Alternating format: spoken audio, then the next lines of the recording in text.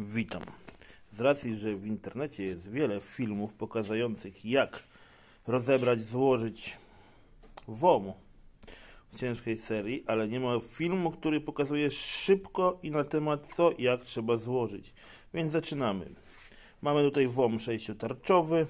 Zakładamy go składać. Zakładamy blachę oporową w pierwszej kolejności. Następnie sprężynę.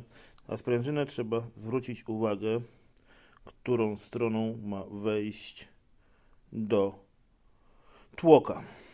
Mianowicie płaską stroną do góry, wytłoczeniem do środka. Następnie przychodzi przekładka, a mianowicie w katalogu jest błąd. Pokazuje, że przychodzi pierwsza tarczka. Zakładamy przekładkę, zakładamy tarczkę, zakładamy przekładkę,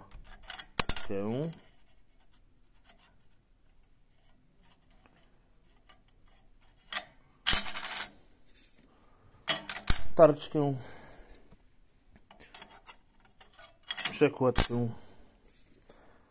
tarczkę.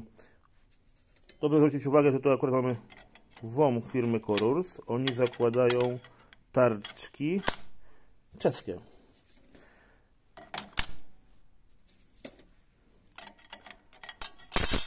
Które różnią się tym, że przekrój ich jest okrągły, a hełm jest nacinany w kratkę.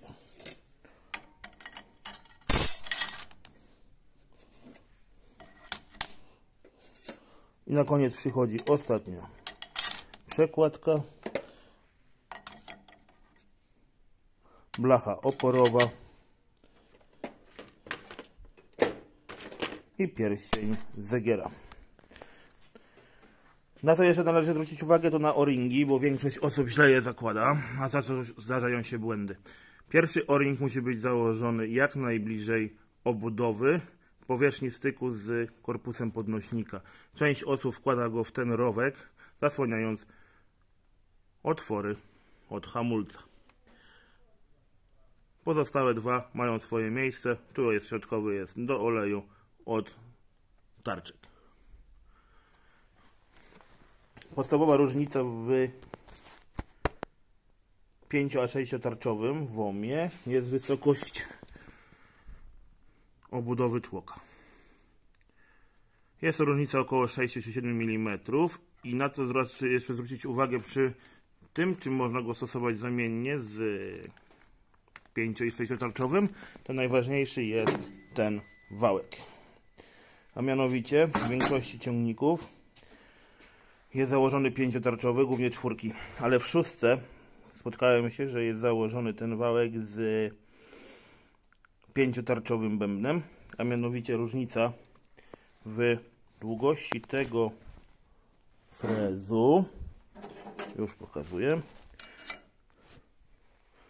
4-cylindrowe i do 5-tarczowego WOM-u mają 33, a do 6 mają około 40 mm, jest po prostu dłuższy. Trzeba sprawdzić po prostu, co jest w tylnym moście. Ostatnio się spotkałem 1224, że był zamontowany 5-tarczowy WOM, a wałek był od 6.